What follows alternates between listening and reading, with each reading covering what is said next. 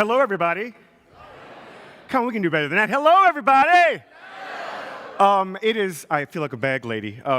It is a pleasure to be with you amongst all of you innovators and entrepreneurs and go-getters and those of you who feast on the imagination. My name is Joe Wilson Jr., and I am in my 14th season as a member of the acting company here at Trinity Rep. As a matter of fact, rehearsing Pride and Prejudice upstairs as we speak. It is so great to be here with you. I had the pleasure of joining my friend and my collaborator, my boss, Kurt Columbus, last year to welcome you to the summit, to talk about all of the work that my theater has been doing in terms of trying to align our values with our work and to have our work fully reflect our values and who we strive to be. And to share with you all the wonderful work that we have been doing in terms of equity and diversity and inclusion. And so I'm proud to say that as a result of much of that work, I don't come to you only as a member of the acting company, but I've also been newly named the coordinator for activism and performance here at Trinity Rep. Thanks. And so basically what that means is I'll be acting as a liaison with many organizations across our city and state to find ways that we can serve and be the best advocates we can for them and the best allies that we can for them, and to make work for, by, and of them, and to continue to create lasting relationships that not only preserve what we love to do and see in terms of live theater and art making, but also serving as a useful ally and helping those use the techniques that we use every single day to be more empathetic, to step into someone else's shoes, to understand what it means to be like and live like, and to hopefully have a better understanding of other people than ourselves.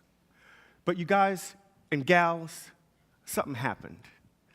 In the middle of that work, I got a phone call from a casting office in New York City.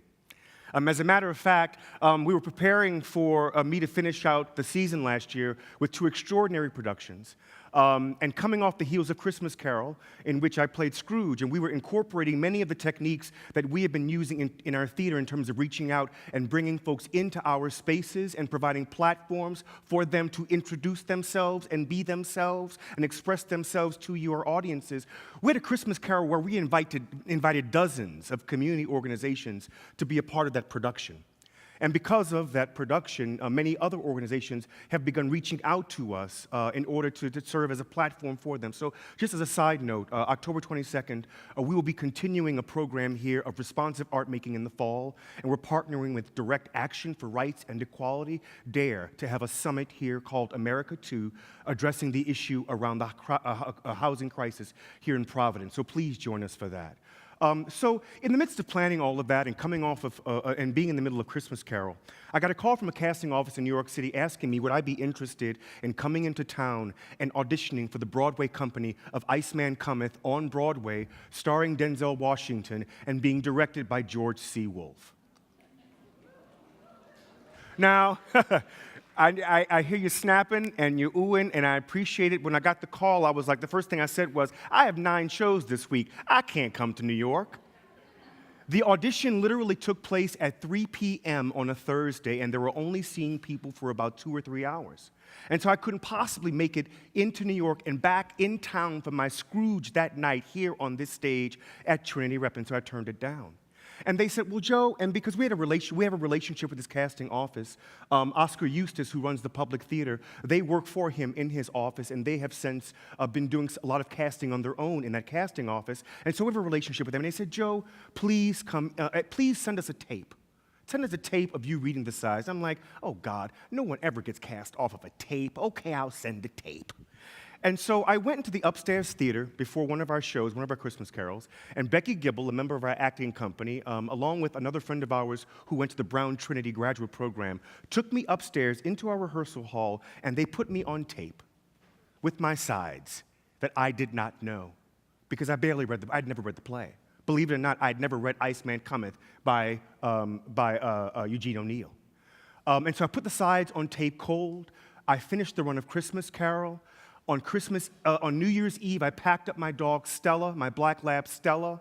We got into a car, and I drove to the Cape, where I was going to spend New Year's Eve and New Year's week with my friends on the Cape, and to let the dog go to the beach.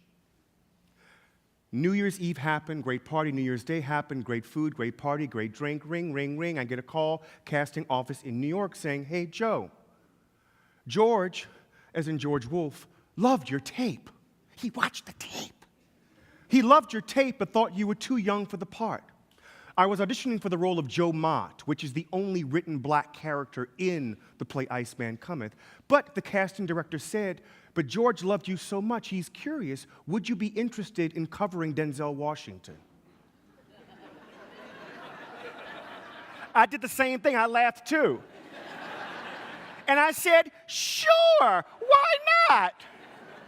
So I finished my vacation, I came back to Providence, and lo and behold, ring, ring, I got the call, you've been hired. You've been hired to not only understudy Denzel Washington in the role of Hickey, but also Joe Mott, the role I was too old for, that was played by Michael Potts, and many of you may have seen him on The Wire. And so over the course of this decision-making process, which lasted about 2 weeks, and many of you may say, Joe, what decision did you have to make? It seems like a no-brainer, right? Well, see, I've listened to you all over the past 2 days, and we've talked a lot about systems.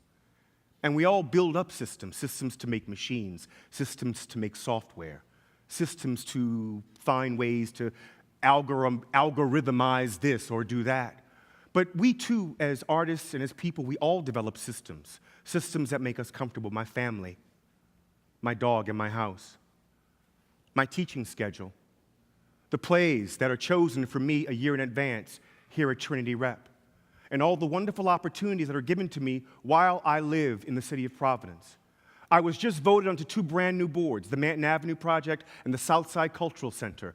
I was thinking about every time I host the Rhode Island Education Concerts, I'd have to give that up. I'd have to give up 2 shows. I'd have to give up my teaching contracts. I have to find something to do with my house. And what about my dog? Oh, my dog has to come to New York. What do I do? What do I do? It took me 2 weeks to make a decision. I went to my boss, Kurt Columbus, and said, Kurt, what do I do? He said, Joe, 2 pieces of advice. Make sure the money's worth it and you're not going to be bored. I will tell you the money was worth it. And I will also tell you I was never bored. Because everything about this process challenged my idea of what my systems were and are. And everything about this process challenged this idea of taking a leap of faith. I'm going to take a break here for a second, and I'm going to step off stage. And so I'm giving my guys a chance to, and girls a chance to turn me down because I want to give you something.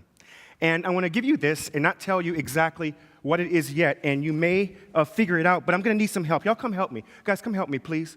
I have these stacks of paper, and if y'all would take like stacks like you did in class and take one and hand it down, this time we're going to take a few and pass it up.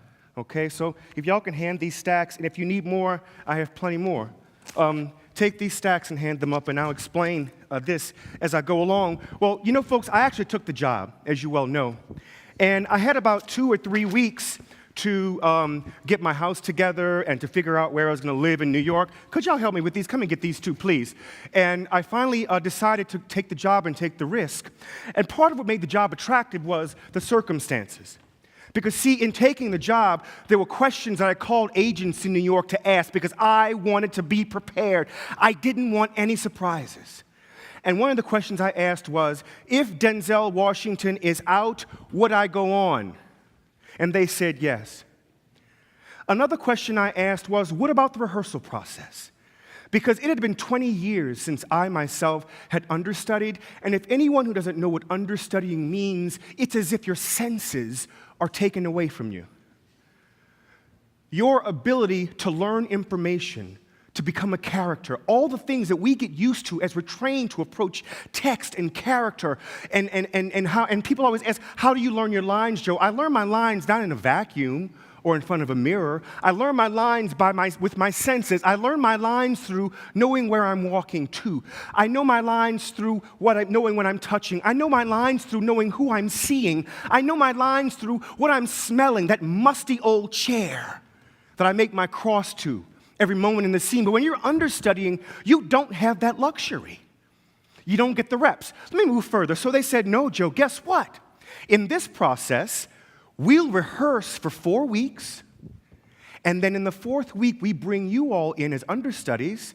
You watch us for 2 weeks in the rehearsal hall, and then we'll have 2 more weeks of previews, of tech rather, and then we move into previews. Because technically, in previews, the understudies have to be ready to go. Now, granted, there's this rule that if someone has to drop out of the show because of sickness and we haven't had a rehearsal, we can technically go on stage using a book. That's the only real crutch you have. But the fact remained, we could go on during preview. So the fact that we had this extra time in the process, I was like, okay, this is going to be tough. All right, but I can do this. Well, let me fast forward. We didn't get into rehearsal until they finally moved into the theater. And we didn't have our first understudy rehearsal until a week after our production opened. And so throughout the entire process of previews, we were always afraid that we could go on. I literally, in the last act, I don't know how many of you know the play. How many of you know Iceman Cometh? A few of you, in the last act of this play, when Hickey has his confession of what he's done, this character talks for 25 minutes nonstop. Nonstop. And so just to give you a sense of the challenges I had in terms of simply learning my lines without rehearsal, well, we didn't start until a week after we opened. But to make the story even more complicated, that final night before we were supposed to have our first rehearsal, an actor went out in between Act 3 and Act 4 of our play.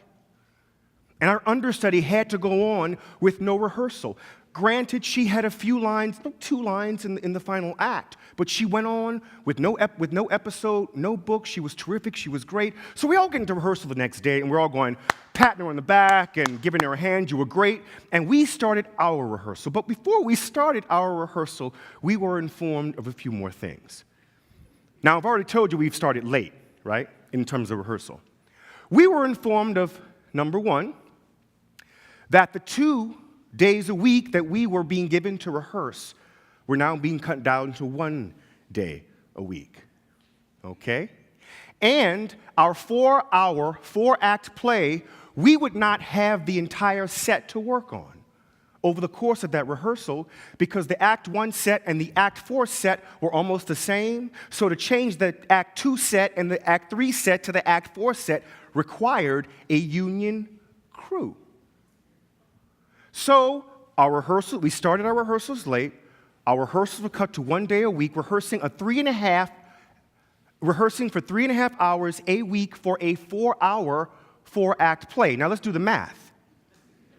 There were 18 of us, 5 off-stage covers. We were off-stage, meaning we sat off-stage in our dressing room and didn't go on, and 3 on-stage covers. The 2 cops at the end of the play and Frank Wood, wonderfully talented actor who played a smaller role in the show. So there were 8 of us covering and double covering 18 parts in this production, which meant we could only run 1 act a week.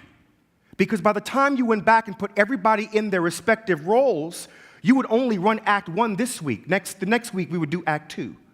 The following act, we'd do Act 3. But all the while, we as understudies had to be ready for 4 acts of a 4-hour, 4-act play. So this was obviously an insane process. But what made it so insane was that, like I said, all of my senses had been taken away in terms of reps and rehearsal or walking through the project. I literally had to imagine and tape out in my apartment the set. So while I was at home with the dog watching me, I was able to walk through my blocking and do it in my head. I had all of my lines on tape.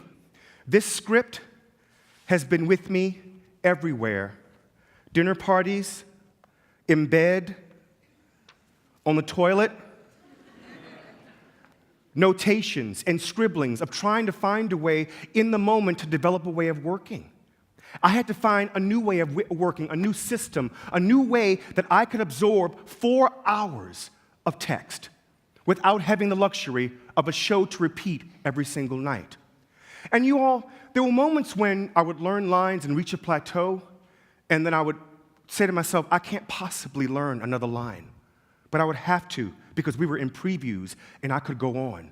I would learn more lines and keep pushing through, and then think, I can't possibly learn another single line. I can't possibly be under any more stress. But I would realize there's a show tonight, and I may have to go on. I kept pushing through. I finally learned all my lines. But then I realized I still don't know all my blocking. There's a show tonight, but I don't have rehearsal. Walk it in my apartment. My life revolved around developing a way to work. My life revolved around a trial and error system of doing a job. And folks have asked me, Joe, what was it like being on Broadway? What was it like understudying Denzel? What was it like? What was it like? What was it like? What was it like? It was the greatest experience of my life, but it was also the most scary, the craziest, lowest point in my life at times when I thought to myself, I can't do this. I am going to fail. All the systems that have held me up, all the things I have built up around me to prop me up, to make me feel like who I am and confident, all the things that I've worked, all the shells, all the masks, all the armor that I've protected myself with over the course of my career is gone. And it's gone when I am on the biggest stage on the planet. I am covering one of the most famous men in the world in front of 1,000 people a night who are coming to see Iceman Cometh, a 4-hour, 4-act, 18-character epic play. I can't do this, but I had to do it. You know that sensation when you're standing on a bridge sometimes and you think, I believe I could fly. I had that feeling every single night, but not out of whimsy, a choice, but out of because I had to. I have a dear friend, Jenny Mudge, who went to our program here, and she had the experience of covering someone very famous on Broadway, and she heard this story from someone else who had covered someone very famous on Broadway, and she said, Joe, I tell you, when I was covering so-and-so and so-and-so, and I finally got the call, I thought to myself, my friend told me the story, she put this idea in my head, she said, I thought I could just go down to the door leading out of the theater and just walk out. I could just walk out. Nobody would know. That's what goes through your head when you're in moments where you feel like all the safety nets, everything you have around you are gone. I can just walk out. I can just leave. I don't have to do this. I can't do this. You know what it must feel like to think that with all the preparation you've done, it's never enough? A control freak like me, when I put everything in place in terms of my housing and I thought about all the options in terms of what the positives and negatives of this job, everything I had planned was perfect, but everything I couldn't plan was a disaster.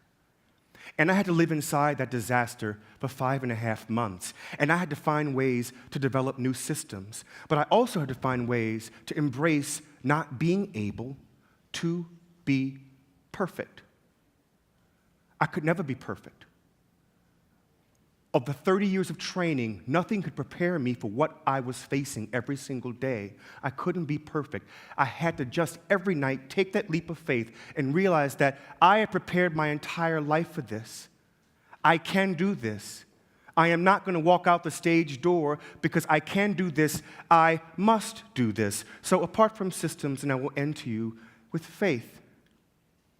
When you think you can't do it anymore and you take that step, faith.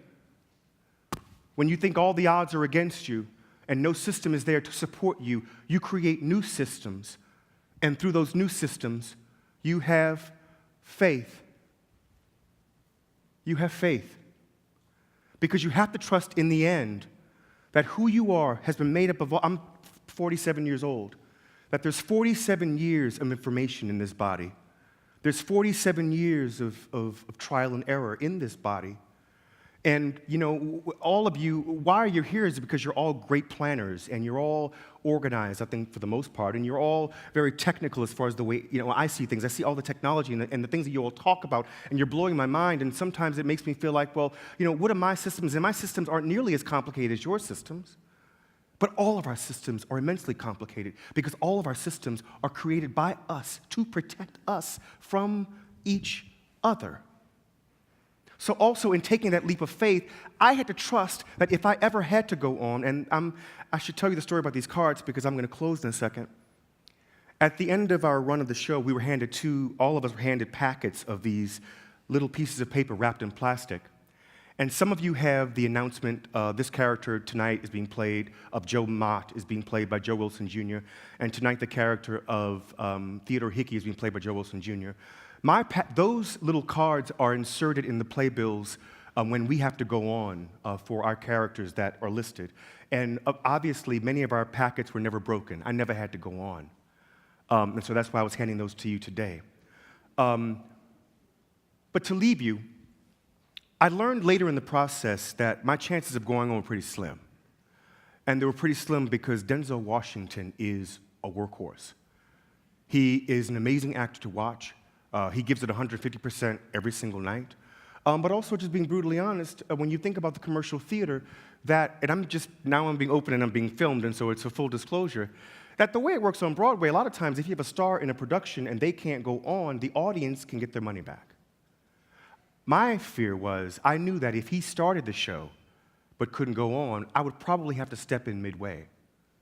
And so literally backstage, every single show, because I didn't have the luxury of having having repetition during the play at night, I would follow every single word, I would watch every single move, I would walk around and imagine myself in that space, and I would do that until he said his last line in Act 4. And that was my journey until this show closed July 1st. And I never went on, but I faced my fear. I was ready to jump off a cliff. I was ready to say, I believe I could fly.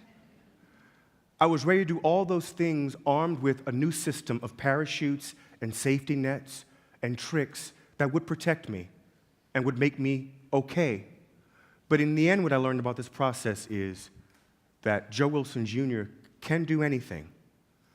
And the word can't be in my vocabulary. That moment when I feel like I can't go any farther, I have shown myself that we can go farther. We all have the capacity to reach farther and further and imagine more. And even when those things that make us most comfortable are taken away from us, we can still fly. Because we can imagine, because we can dream, because we take risks, and because in the end, the only thing you have to lose is faith. Don't lose the faith. Keep flying. Thank you.